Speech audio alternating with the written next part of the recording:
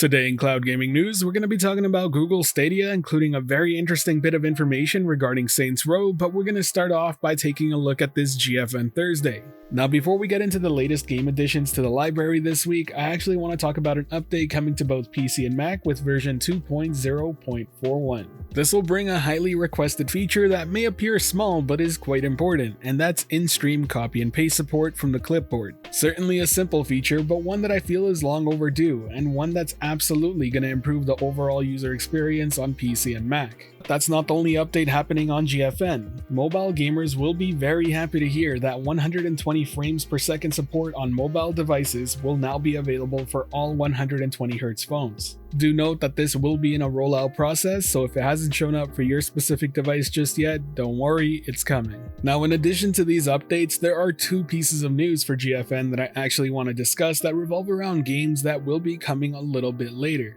First up, we have some new info on Genshin Impact, the very popular open-world role-playing game. As many of you know, it's been in limited beta for quite some time, but we now have an official launch date for GeForce NOW, and that's next week. Starting June 23rd, everyone can hop in and experience Genshin Impact at its absolute best. It's a massive game with a huge fan base and a ton of content to explore. It looks beautiful and it'll definitely shine in 4K on the RTX 3080 tier, and best of all, it's free to play. So if you've yet to do so, this might be the perfect way for you to hop in and try it out. Following that, we have information about a game that was announced at the Summer Games Fest, and that's Warhammer 40k Dark Tide. The game will be launching day one in the cloud through GeForce NOW September 13th. There's been quite a bit of buzz about this game at Summer Games Fest. Those who have been able to go hands-on with it have only had good things to say, so I'm very hopeful that this may be a must-have. It certainly looks like a 40k version of Vermintide, and that game was nothing but fantastic. It's also worth pointing out that GeForce NOW will be able to enable NVIDIA DLSS for this game and more. But now let's switch our focus to this week. What can we expect in the here and now? There are a total of 6 games arriving, and that includes Chivalry 2, Starship Troopers Terran Command,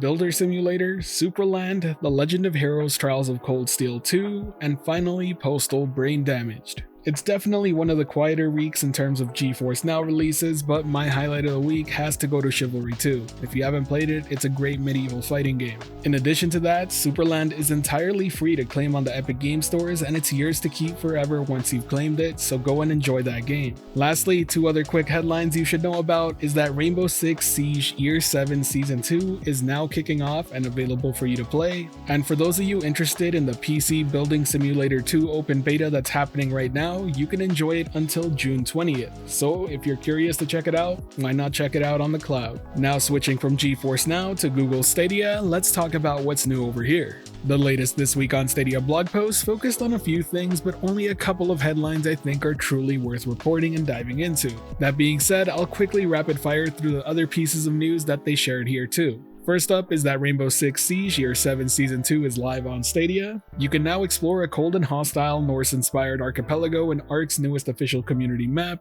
You can now enjoy Dead by Daylight's Roots of the Dread chapter, which is available on the Stadia storefront for $6.99. And finally, Phoenix Point has received a content update which will introduce new balance changes to the game alongside some bug fixes and AI improvements. I should also add to these quickfire headlines that Assassin's Creed Valhalla Discovery Tour Viking Age is now available for free for anyone who purchased Assassin's Creed Valhalla. It's also available to anyone who's a part of the Ubisoft Plus subscription or available for purchase separately for $19.99. To give you a quick rundown, this is kind of like an educational thing that Assassin's Creed does for the setting and place that their games take place in. It shifts focus from all the violence in Assassin's Creed and focuses purely on the historical accuracy. Additionally, Assassin's Creed Origins will be free to play from June 16th to June 20th. But now let's get to the bigger Stadia news, and first off is the annual summer sale going on Stadia. There are a ton of great deals going on right now, so if you've been looking to pick up some games, now's a great time to do so. Cyberpunk 2077 is 50% off, Elder Scrolls Online 70%, Valhalla 45%, and Lara Croft and the Temple of Osiris is a whopping 85% off. Be sure to check out your Stadia storefront for your own regional pricing. My recommendation though definitely goes to Cyberpunk 2077 at 50% off. I think it's well worth it, but this is just scratching the surface of all the games on sale right now. But now let's get to talking about what is the most interesting headline today, and it was discovered by Brian Chappell over from the Nerf Report. As some of you might be aware, Saints Row was recently rated for Stadia. That being said, a rating does not always translate into a port. And soon after this was reported, Duncan from Cloud Gaming Extreme decided to reach out to the publisher and got word that it wasn't in current development for Stadia. But then Brian Chappell over at Nerf Report decided to take a look at the new Build-A-Boss software that was released to build your character ahead of the game's release, and he actually dove into some of the game's files, in which a Stadia version does seem to be present. It's listed consistently alongside the rest of the platforms, but as he mentions, and I will repeat it here too, this does not guarantee a Stadia release. At most, at this point in time, you should take it as proof that there was a Stadia version at least sometime considered or developed on, but who knows if it still exists. Combining both pieces of info from Cloud Gaming Extreme and the Nerf Report, I'd say it's safe to settle on the idea that this probably won't arrive at launch. My own predictions are that at best, it means that the game will probably arrive at some point later after its initial release on other platforms, and at worst, it's signs of a cancelled port. Earlier in the year, we had a similar fiasco going around Dying Light 2, and as you can tell,